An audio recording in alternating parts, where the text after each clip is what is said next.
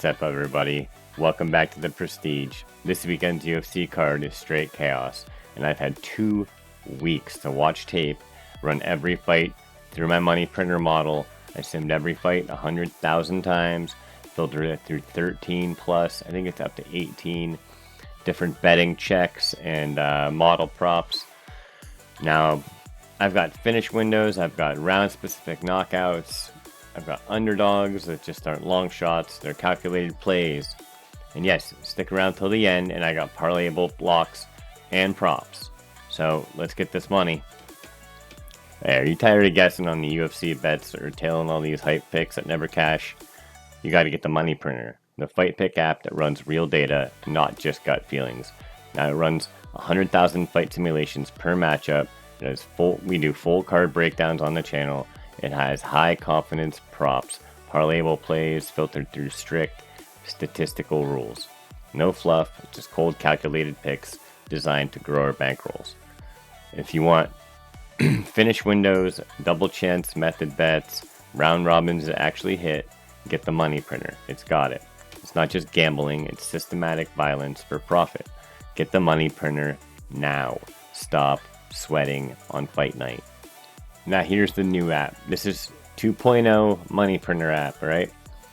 So this is $5 right now. I'm in the process of some really big shit. It'll probably take about, hopefully, a couple weeks to get it all out. But we're gonna be doing some big shit here on the Prestige. But here's the picker app right now. It is far superior to the first one. And if you bought the first one, I will send you this one just because the first one was, I'm telling you right now, it's not finished. This one's pretty close. It's pretty close to the actual model I use. And it's got a little bit of extra modifiers in it, but I'll show you real quick and then we'll get to the picks. Here is the 2.0. So you go on, this is a drop down, I don't think you'll be able to see it, but I picked Derek Lewis, I picked Talison Teixeira, hit compare, boom, Talison Teixeira by KO or sub, so you can bet double chance KO or sub, you can bet won't go to decision. It's got confidence 54% on this. The best prop is the fight ends in round 1. It's got the finish windows, and these are based on the weight class to end in round 1 and 2. I think 90% of heavyweight finishes end in round 1 and 2. It's saying this is viable for a round robin bet. And the stats that it used, it scored 4 points for Derek Lewis and 12 points for Talison Teixeira. And it filtered through 27 filters for this fight. So that's just an example. I'll show you one more. We'll just do whatever.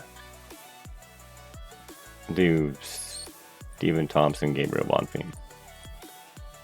Boom, Gabriel Bonfim, KO or decision. It's got a red confidence, so whenever it's saying it's probably going to end in under 2.5 rounds. Finish window is round 3 or decision, so maybe Bonfim round 3 KO or maybe Stephen Thompson round 3 KO, and it is viable for a round robin. It's probably the round 3 or decision bet. And then there you go. So that's just some examples. You can mess around with it, toy around with it. If you bought the first one, I will send you this one. If I don't send it out to you automatically, just email me or just comment on the channel. But there you go. Please like and subscribe on the channel. Leave a comment, and let's get to the fights. And just in case you didn't watch the early breakdown, which picks have changed, so stay tuned for that. Here's the picks we got exactly correct on the last card. Peyton Talbot decision, Pantoja by submission, Ilia Topuria by KO under 2.5, McKinney by finish, Denise by decision, Cortez by decision, and Jacoby Smith by finish. Those are all exact finishes we got, so you can parlay a couple of those together each week and hopefully you can get some real big money. I got a couple of bets for you. Let's break them down. We got Mike Davis versus Mitch Ramirez here. Mitch Ramirez, a lot of his amateur fights were in welterweight, so he's coming down to lightweight. His UFC fights were mostly at lightweight though. His debut Contender Series was welterweight, but he's cut down pretty well. He's a pretty good fighter. He's like, I like the, no offense to him if he ever watches this, but he's like a good training camp body. He kind of just doesn't lack like the power and striking. He's got decent jiu-jitsu. He trains, I think I saw him with Court McGee, which he fights a lot like Court McGee. He's got okay boxing, and then he's got 100% takedown accuracy, but not if you add in his amateur career. He's got good takedown accuracy, but I think Mike Davis is just a way better fighter, and this is here to showcase him. Mike Davis should walk all over Ramirez. I think he has a advantage in almost everywhere in the fight. The only one that might be close would be probably grappling. I think he's faster. I think he's probably stronger. He's more athletic. But I think Mitch Ramirez might have more jiu-jitsu experience. But, I mean, that doesn't matter that much in 2025's MMA. Not many people are getting subbed as far as percentage-wise as compared to knocked out or decisioned. I think Mike Davis probably wins this. Mitch Ramirez is a pretty durable guy. So I think he wins this by, it'll be either TKO or decision. I don't think he flatlines him at all. It'll probably be round 2 or 3 knockout. But I think Mitch Ramirez makes it the distance. And he makes Mike Davis fight, but I think it's even a fair fight if you're not confident in the decision/KO method, or if that odds are that. I haven't looked, or the odds aren't out for that yet. Maybe you could look at the minus 3.5 round odds, because I think he just dominates Mitch Ramirez. No offense to Mitch. I think he's a decent fighter, but I think that's all I got. Let's go. All right, we got Kennedy Nzechukwu against Walter Walker. This is a warning to you guys. I am a little bit biased on this pick. I do like both fighters, but I pay more attention to Walter Walker, and I like his brother Johnny Walker too. They're two of my favorite fighters, and I support them. That being said, I also think he has a very good chance of winning this fight. The thing that worries me is the takedown defense of Kennedy Nzechukwu. He has an 81% takedown defense. But Walter Walker is very pushy. He trains with Dagestanis. He's basically the Dagestani Walker brother. He's a wrestler, not a striker, unlike Johnny Walker. And he has a chin. Kennedy's very good. He has very good takedown defense. He has a couple good front chokes. He fights good at distance, and he's used to having a lot of distance and a lot of reach and advantages on people at light heavyweight. And he moved up to heavyweight, and Walter Walker is actually taller than him. He gives up a significant 5-inch reach disadvantage, but Walter Walker is a man, and I think he's just going to run at him. I've seen on his social medias that he said he's going for them legs, he's going for those subs. He might even pull guard. I saw him training Imanari rolls, so he might do an Imanari roll into an ankle pick. So I'm betting Walter Walker first round submission, submission decision. I might have a flyer on Kennedy for knockout, because he might kind of, do the old elbow. My camera, like the elbow down if Walter's trying to get him into submission, or he might get him in like a front choke. But I got my money on Walter Walker. I think he gets it done. I know a lot of people are on him, so it's not that big of a surprise. I do like Kennedy. I just think he's used to having that size advantage, and I think Walter's relentless pressure is going to get annoying. And Walter isn't the Walter he gassed in his debut in the Contender Series or in the Dagestan, whatever card. I know he gassed in his first card. He's not that guy anymore. He's in incredible shape right now. So let's go Walter Walker. Get that first round sub for me, baby. Moving on. Now, this is a fight I've taken a lot of thought about. I've overthought it, underthought it. I've done the sideways thought, west and east thought, up and down. I am fairly certain that Chris Curtis wins this fight. He has very good takedown defense. Max Griffin's not really a wrestler anyway. They both have terrible takedown accuracy. So this fight's going to be a standing fight. I think Chris Curtis has a stronger, cleaner boxing. He tends to kind of do the Sean Strickland defense. He likes to roll with punches. He likes to hit and get hit. He's dropping down to fight Max Griffin in this fight. Max Griffin's a solid all-around fighter, but I think Chris Curtis is just a lot cleaner. And other than that, they have like the same reach. They're both older. They're about the same height. So I think it's pretty hit or miss. I know Chris Curtis, his last fight was... Sorry, my life's crazy right now, so just going through doctors and stuff. Roman Kopylov head kick. I think he was winning that in the first or second round. Maybe he's winning that all the way up until that head kick. But I think that was his last fight at middleweight. Yeah, now he's dropping down to welterweight. So hopefully with the increased or the better weight gain, it doesn't make his chin worse, and it'll just make him faster and get it done. I think Curtis wins by KO or decision. It could happen either way. I think Max Griffin's just not. He's just not the fighter Chris Curtis is. All right, there we go. So let's make the money on Chris Curtis. I've lost some bets on him before, so I'm not going to lock it like a lot of people are. But I think it's a pretty strong bet. Thank you. Put a like and a follow, and please comment. I don't care if it's a negative comment or positive comment. I've already gotten chewed out for my early take on Lauren Murphy, which I have changed it, but I am up for opinions. I'm always down for a debate. Let me know what you think about the fights. Let's move on. This is another very close fight in my opinion. Originally I had Chidi Njokuani winning this. In my head, I don't know if my early pick I had Matthews or Chidi bang bang.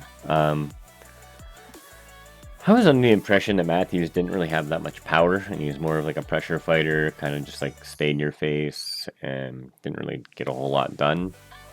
And I know that the UFC is looking at damage more often now with the new scoring system. That being said, his matchup with Phil Rowe did say a lot about this fight, because I think if it goes to the ground, Jake Matthews is going to take it there. Chidi's not going to take him down. So if Jake Matthews can pressure Chidi, because Rowe's a boxer and Chidi's a kicker, and then he can box, but he sets up his boxing with his kicks. So if Jake Matthews can get inside and either take him down or just keep it in boxing range and pressure the kicker, he'll have better luck than he did against Rowe, and he beat Phil Rowe. I like Chidi a lot. I just think Matthews is kind of the worst matchup he could have. I think Matthews is kind of like a Colby Covington clone. He's just younger and a more adapted version of him. And he's going to wrestle. He's just an MMA fighter. He's not going to... He'll try and take advantage of where he can take advantage of, and reach is not that. So he needs to crowd him, and he needs to crowd him fast and get them uppercuts going on the inside. Anyway, he knows how to fight. But I'm taking Jake Matthews by KO decision, but not super confident. I think Chidi could definitely win this by KO or decision. Matthews could also win this by sub, but it's unlikely. He'd have to get Chidi down, which is 75% takedown defense. Get through his 7-inch reach disadvantage. Like, it's a pain in the ass to get Chidi down and then get him subbed. It's not going to happen. So I'm just sticking with Matthews. Drop a comment, drop a like, drop a subscribe. Let's make this money. Yeah, Fatima Klein against Melissa Martinez here. This should be a fun fight to watch. Melissa Martinez basically reminds me of the Karate Hottie or an Angela Hill. Just traded a good takedown defense for a little bit extra power. She's at a reach disadvantage, a height disadvantage. She's smaller. She's older. She's just a disadvantage everywhere except for she's a southpaw striker. But typically, if Fatima Klein's going to win this fight, and she's going to get it done by finish in the second or third round, probably. Melissa Martinez is very good. She's just not going to beat a lot of grappler fighters. She'd be a good matchup for a lot of striker fighters. It'd be fun to watch her just be with a striker for once. But I think she just doesn't have the power to cause any real danger for Fatima, I think. She has better timing than Angela Hill, but Fatima's just too dangerous, and she's too relentless and too powerful. I think she wins by ground and pound, or if she is winning by ground and pound, Melissa Martinez just gives up her back and gets rear naked choked. But I think this is another option because of the high number you could do -3.5. I don't think Melissa Martinez wins a round. And then you get any finish way or anything. I don't know the odds for -3.5 for Fatima, but I think it's a good bet.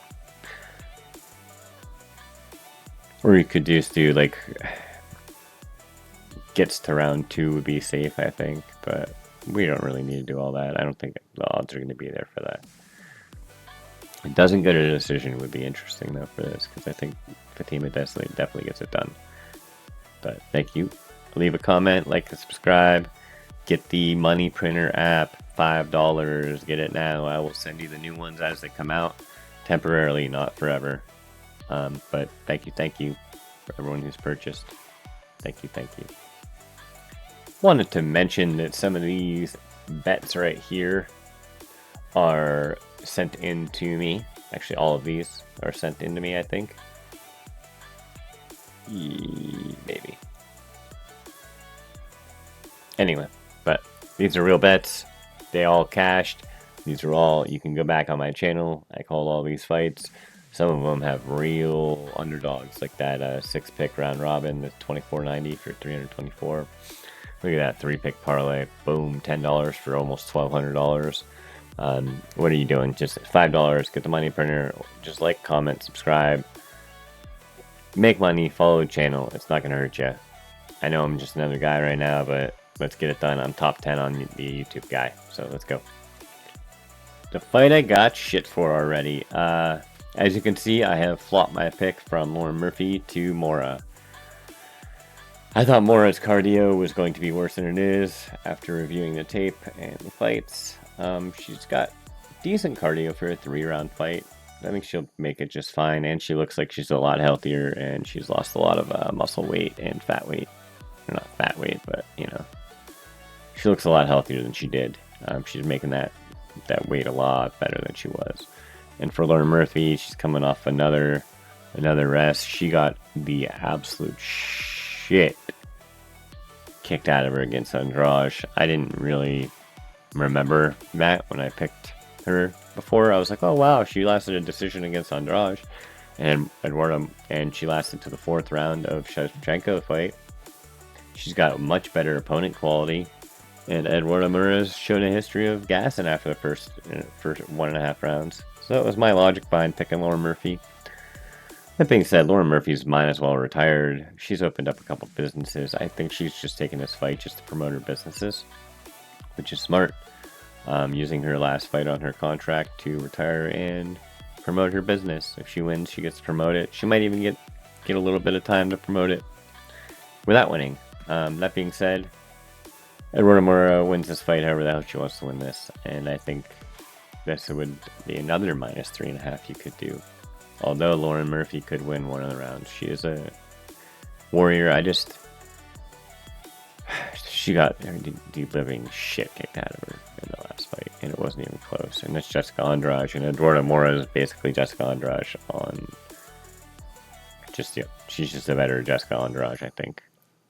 But sorry if you already bet Lauren Murphy, or to that guy that absolutely will not watch or click on anything of mine anymore. But we're moving on without him.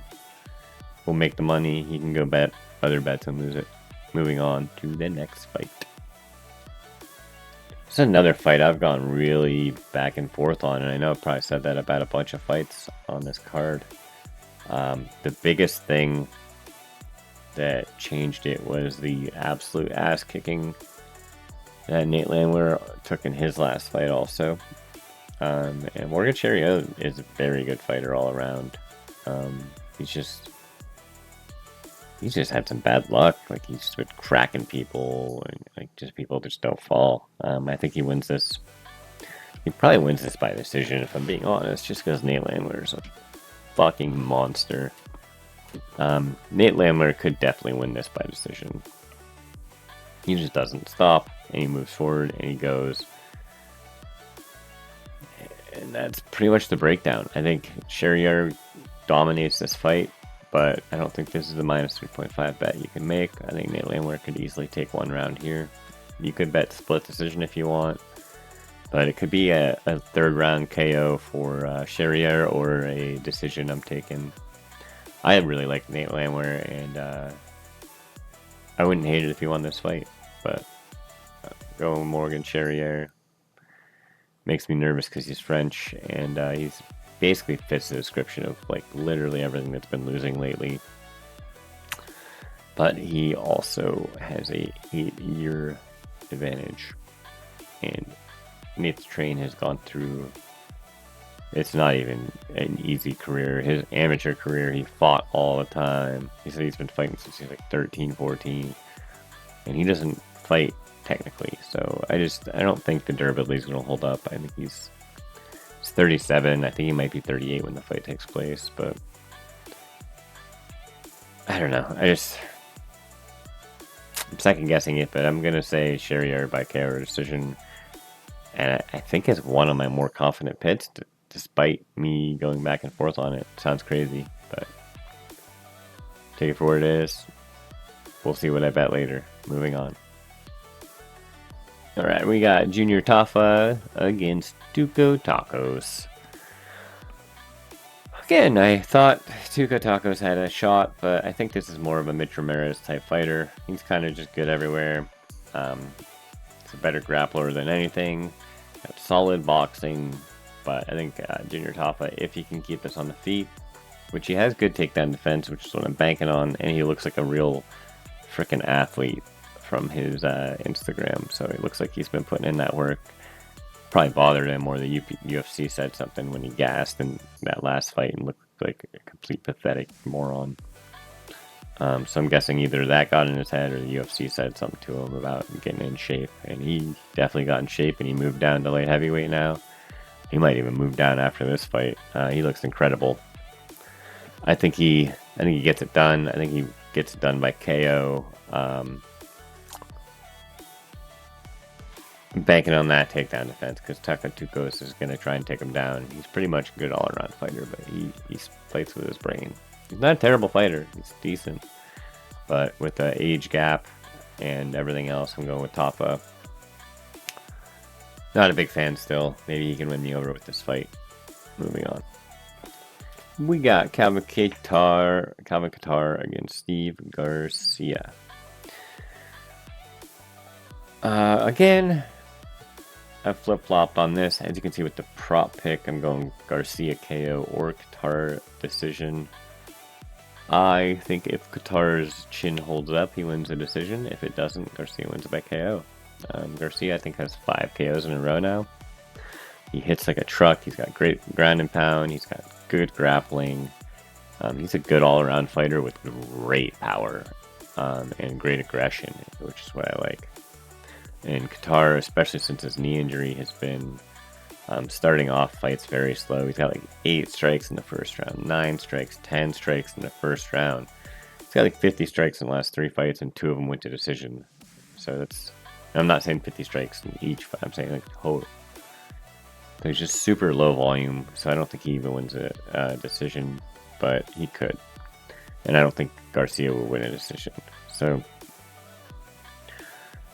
I think Garcia gets this done in round 1 or round 2 by KO. It's probably going to be some kind of ground and pound. He'll probably stun Qatar, get him on the ground, and then just pound him out.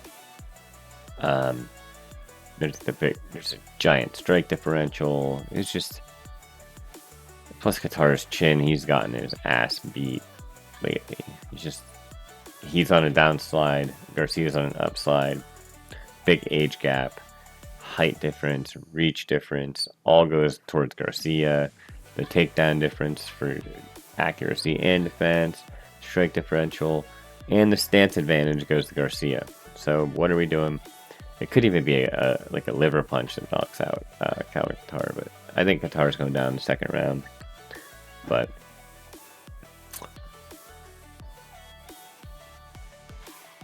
that's actually probably one of my most confident picks too. But moving on. Who knows?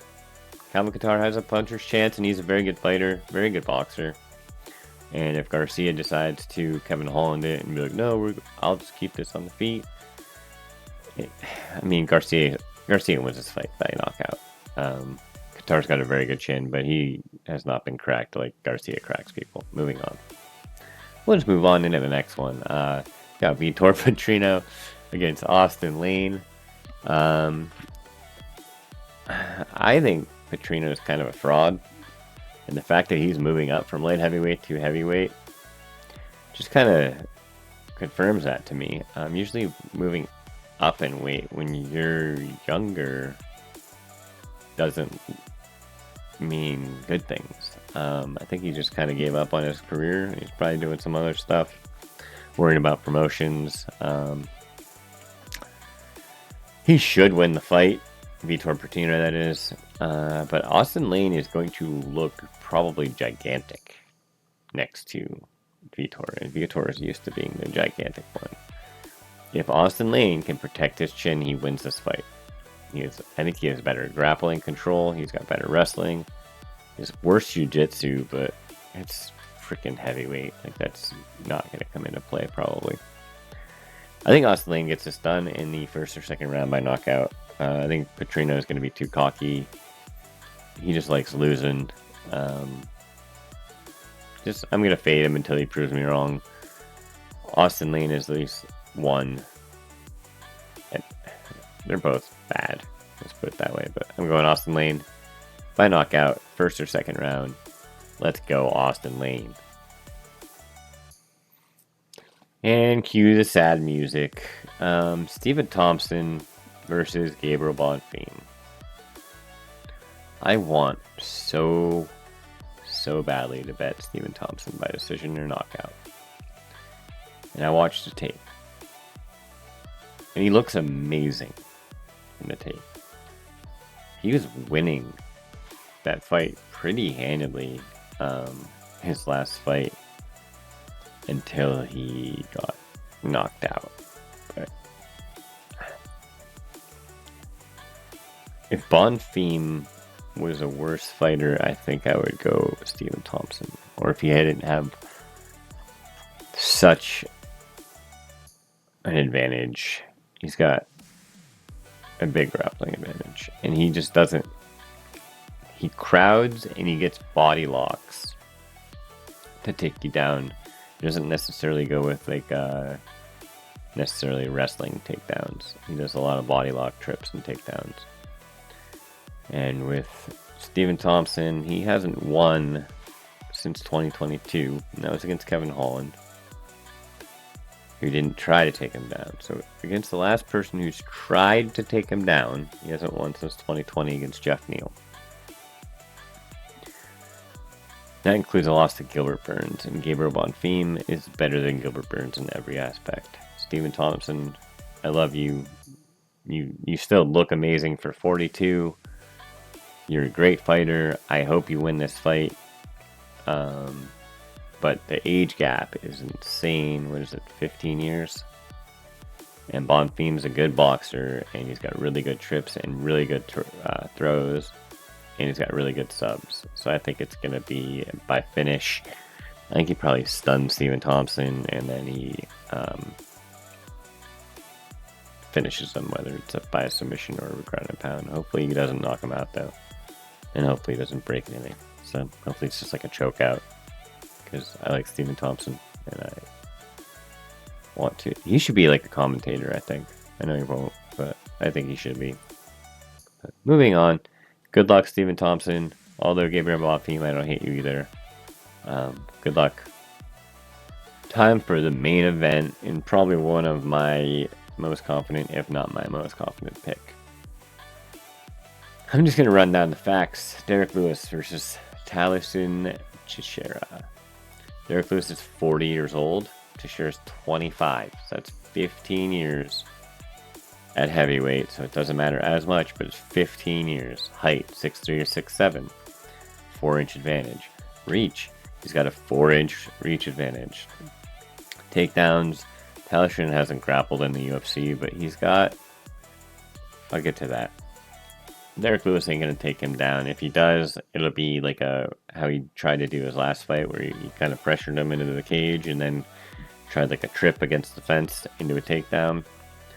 You're not going to be able to do that against Taliesin, and if you do, you're going to get choked out. Taliesin started as a grappler. I believe he's a brown or black belt in jiu-jitsu. He's won 2 tournaments in jiu-jitsu. I don't remember the names of the tournaments. Let me try and just talk until I can bring up the information. But I think Derek Lewis is he's just trying to fight out his contract. He said many times before the interviews to this fight that he doesn't want title shots and he just wants kind of easy fights. And that's not this. I know they're trying to promote it like, oh, one more fight and Derek Lewis gets a title shot. And he's 40 years old, guys. And he's not improving. He's just that knockout or bust guy. His last fight against Rodrigo Nascimento was the one he was trying to take him down. He did get him down a couple times, and he ended up winning that fight in round 3, which is impressive. But he's not going to be able to do that to Taliesin. Taliesin's very good. And he's very good at everything. The only thing I'm worried about with Taliesin Teixeira is that he does get hit. He's okay with taking a shot to give a shot. And that might be a big downfall against Derek Lewis. Taliesin Teixeira is a 3-time Brazilian champion and a 2-time Bahia State champion in Brazilian Jiu-Jitsu. He's got a black belt. And he also trains in Muay Thai Red Krung, whatever that means. I am very confident that Taliesin Teixeira wins this fight, and because 90% of heavyweight fights end inside the distance, I'm betting by KO or sub. I absolutely love this bet. I think Derek Lewis, if he does crowd him, I think he ends up elbowing him and getting him in a choke or something. He might even trip Derek Lewis down because of his leverage, because he's so tall. But I think he just pounds him out in the first round. If Derek Lewis gets him to the ground, I think he gets submitted or pounded out. I think it's a first round knockout or submission, or it's not going to the third round. But Taliesin Teixeira gets this fight, no doubt about it, in my mind. Red, I think this is a new bet screen. If not, it's just an updated one. Got the little Joe Rogan there. He's one of my idols. The prestige parlay of the week is Morgan Charrier and Taliesin Teixeira. I'm going to parlay those together. I think I'm going to put 20 on each of these bets. I'm going through a lot of stuff right now.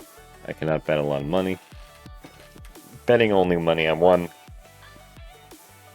So, because of this, I do not have really an income or a job right now. I need this. You guys, I need this to work. And so that's why I'm making it my life. I've spent thousands of hours now. It's been weeks and weeks and weeks and weeks on just entering data and things like that. But anyway, I don't need to keep talking about that. Just follow me. 26, 9, and 1 lately, over 3 weeks, 3 cards. My retirement bet this week is Taliesin under 2.5 and Garcia KO or guitar decision. The proof is in the pudding right there. My last bet was the Jonata Denise and Ilya under 2.5 by KO. That won me $90 off $30, and this is my $90 to win $250 bet right here. Now, my single lock, I wanted to go with a different one with better odds, but my single lock is Eduardo Moura. I know the odds suck on it, but it could be worse. And I'm not that confident in Curtis like everyone else is. I thought about putting Taliesin Shera in here or Morgan Charrier. I just don't want to put him in too many bets. So my single lock's at Mura this week. My round robin, which is a double chance round robin every week, I'm picking Chris Curtis by decision or KO, Charrier by decision or sub, and Mura by sub or decision. Yeah, I've already gone through the fight breakdowns for that, but the come up bet, this is an underdog plus method of victory every week. I'm doing Walter Walker by KO or sub. I've already explained why. I love Walter Walker. I hope he wins. I think he gets it done. I think he does an Imanari roll and gets fucking ankle broke. And then we do Money Shot, which is a fighter and specific round and specific method. So we're making some money here. These are like plus 900s, plus, I don't know what this is, but it'll be bet.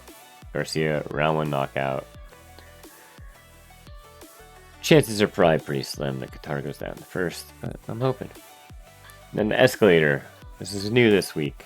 I haven't seen anyone else try this. I've seen them try the ladders where they take crazy odds fight, like minus 400, and you stack it over time. I'm starting with a certain amount, it'll probably be $5 or $10 at the start, and carry it over to the next fight. So my first bet will be the Fatima Climb, minus 3.5. And if that wins, I'm going to go to Mike Davis, KO decision. If that wins, I'm going to Nzecheku Walker. I gotta slow down. Nzecheku Walker, no decision. And when that wins, I'm going to bet it on the Chris Curtis KO decision. And when that wins, I'm going to bet that money on the Bafim sub decision. And when that wins, I'm going Taliesin Shera by finish.